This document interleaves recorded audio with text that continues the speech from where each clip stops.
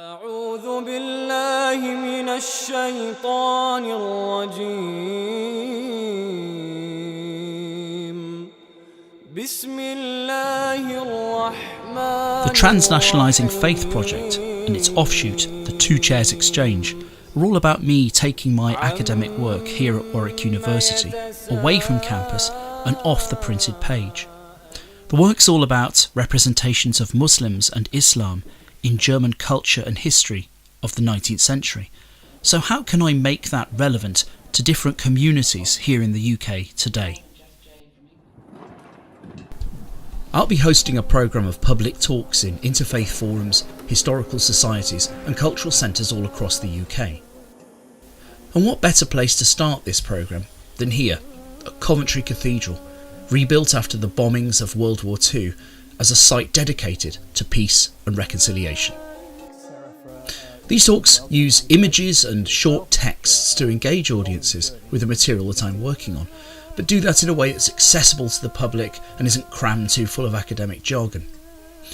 But the talks also try to extract ideas about how Islam was portrayed in 19th century German culture and use these ideas to stimulate thinking about some of the key questions that confront us today in the UK.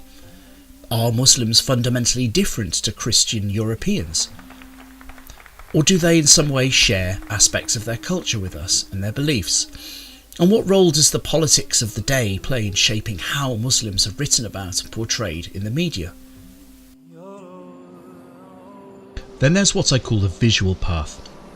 I've created an itinerant exhibition of some 20 banners that chart the story of Islam in Germany in greater depth, using striking visual examples and short texts from my research, and inviting visitors to reflect critically on the material they're seeing. And back in summer 2016, we went to the city of Vienna in Austria, once capital of the Austro-Hungarian Empire. Walking around the city, looking at buildings, artwork, monuments, talking to the public and fellow academics, we tried to trace this city's ambivalent history, as it presented itself both as a fortress against Islam and as a multicultural meeting point for East and West.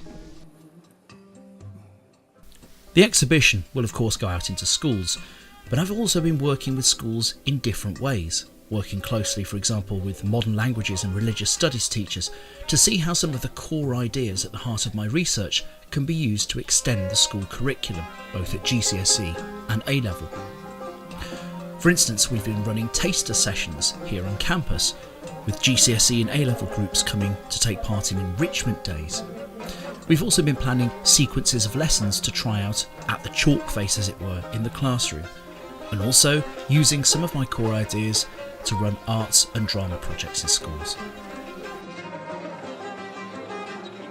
And finally, there's arguably the least obviously academic path, the one that leads out into communities made up of people who are not necessarily expecting me or my work to approach them or engage them in any way.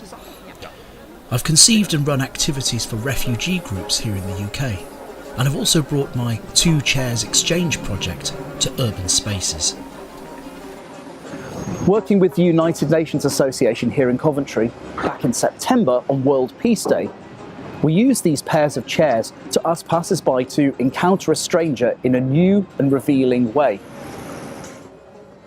The Transnationalising Faith Project and the Two Chairs Exchange.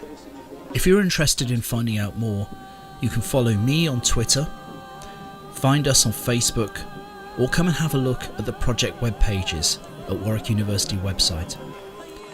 It promises to be a really rich and fascinating study of the kind of impact that academic work can have beyond campus.